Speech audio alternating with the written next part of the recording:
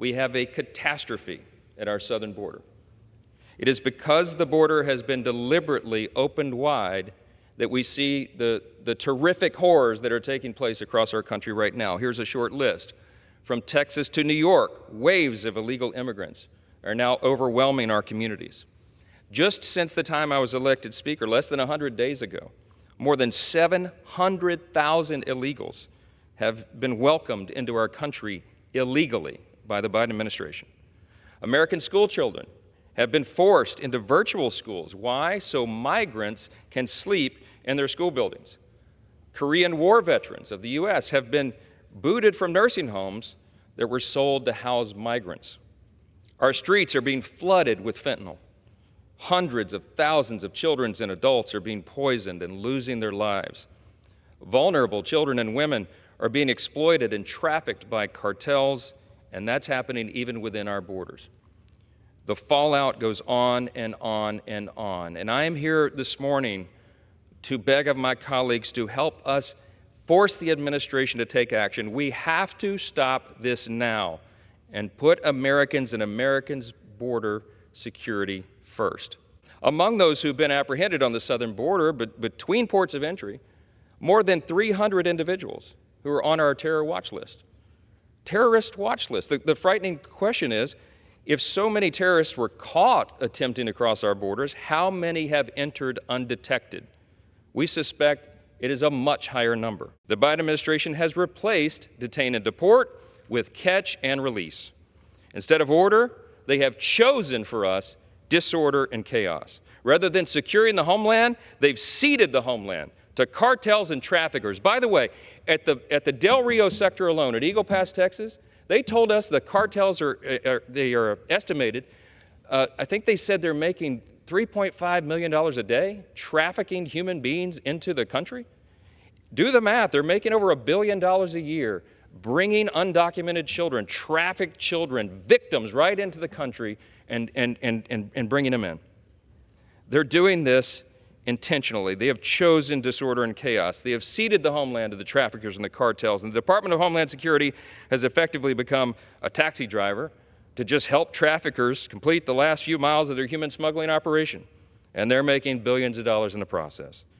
It's all absolute madness. As the President and his team continue working to deliver a historic bipartisan agreement on the border, House Republicans have a choice to make.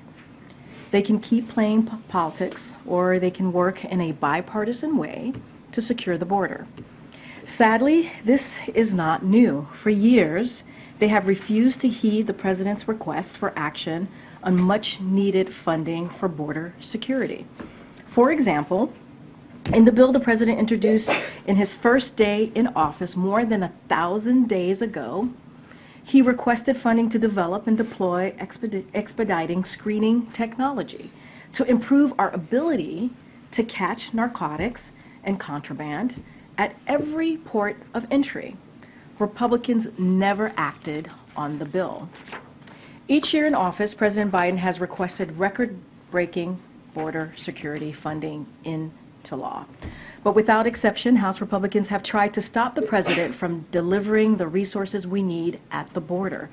As recently as October, President Biden submitted a supplemental request for additional resources for border security. House Republicans did not take it up. Now, House Republicans are going further and signaling that they may refuse even to consider a historic bipartisan border security deal that would strengthen America's national security. Perhaps Speaker Johnson and House Republicans should reflect on what they've had to say over just the past few months. In October, Speaker Johnson said, "We must come together and address the broken border." And in November, he said, "I think we can get a bipartisan agreement on border security." But suddenly, we've heard a change of tune. One Republican member from Texas even said, why would they do anything to help President Biden? This is about helping the President.